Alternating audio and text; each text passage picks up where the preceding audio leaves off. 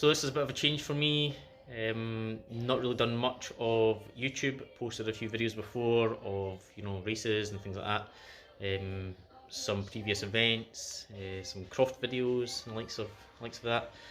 This year I want to try and start posting a bit more on social media, especially in terms of videos as well. Give you guys a wee bit more of an update and insight into what's going on for the season. Some of you might recognise this wee car behind me.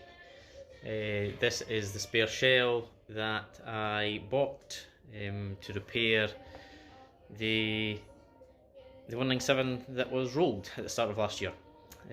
Thankfully, the guys who done a fantastic job repairing the car sourced another shell, which means this is now spare. Maybe for another car to build, for another year competing. But yeah, we're not here to talk about that today. Just a wee kind of overview of what's been going on across the winter, what's the plan is for this year ahead, and what I'm looking to do this season. Taking a bit of a step away from SLS, the series that most of you would have followed me on at Knockhill. Taking a bit of a step away from that and going to concentrate on racing this year. So the plan is to do Mod Sports, which is the season that runs alongside SLS, and hopefully have a good season doing that. I would also like to do some of the Cook Sport Cup if I can. Obviously comes down to funding and travel for the car. A lot of things to be considered. There's always additional costs when it's not your home event, so to speak. And travelling down south, we're going to have the transport of the car, and just to stay in hotels and things like that as well. So we'll see how that goes. The plan is to do as many as I can, and we'll just have to see how the season unfolds. So yeah, winter upgrades, trying to make the car a wee bit lighter. The car was at its heaviest last year. A rolling road result meant that we had to run more ballast in the car, so I was running the maximum ballast allowed and a full tank of fuel for pretty much every round. Didn't enjoy it. Car did not feel the same. Also losing the final drive of the car, changed to a standard final drive last year just due to the gripper failing on one of the rings. This is probably because of the crash. Had quite a hefty rollover at the start of the season. It may have plucked one of the teeth from one of the synchro rings. That looked to be like the damage or what had caused the damage. The crown wheel and pinion pretty much eating each other. So yeah, back to the standard final drive. Car's not quite as good without it.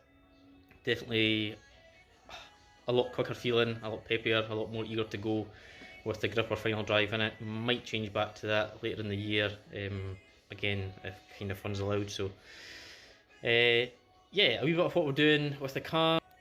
Here it is here, all stripped, mostly stripped, still a few wee bits and pieces to strip off. I always like to freshen up the livery for the next year. It's a great way to start the year with a nice fresh look, and it's always nice to replan for existing sponsors, additional sponsors, and see what we can do with the car to have a good looking race car. A few wee bits going on in the engine bay, mostly just looking to make a better cold air feed into the induction kit. Have to relocate the expansion bottle, probably pop it across this side here, which most people do. Have to remove the stabiliser bar, so looking to probably change the engine mounts. Actually still running the standard engine mount here at this side. Do have the other mounts uprated with poly bushes and some of them, and a Vibratech bottom mount, but looking to change that.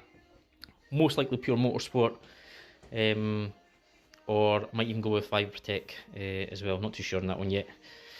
Inside, trying to chop out some weight. Need to get rid of the ballast that was running last year. Still the ballast in the back as well. Car's a bit of a mess just now. Lots of bits and pieces been going on. Chopping things.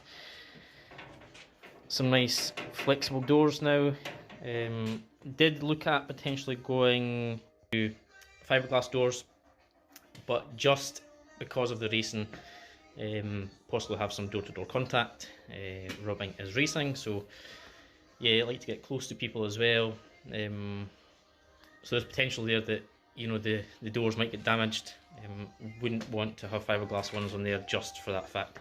You don't want to be replacing them every few rounds, or if, you know, if anything happens on track, it's something that might get damaged. So the plan was to chop out as much as possible from the doors, which we will have done. Just need to tidy them up a bit, sort out the mechanism for opening the door. Might go some fiberglass panels elsewhere in the car. We'll have to see how that progresses, but yeah, just looking to make the car a bit lighter, work with what we have, and kind of extract the most out of the package that we have with the standard engine. Have had thoughts about cams and other bits and pieces, but yeah, don't know if it's the route to go down for me. The car's been quite reliable engine wise, not really had any bollers, so you know, if it's not broken, don't fix it. But yeah, lots of wee bits and pieces to do. Got to keep busy. I'm absolutely freezing here. Up in Scotland, it's about 3 degrees outside just now. The unit is not warm at all. Got a couple of jumpers on, so starting to shiver away a wee bit, so better get cracking. But yeah, just a wee update, and hope to be posting here a lot more.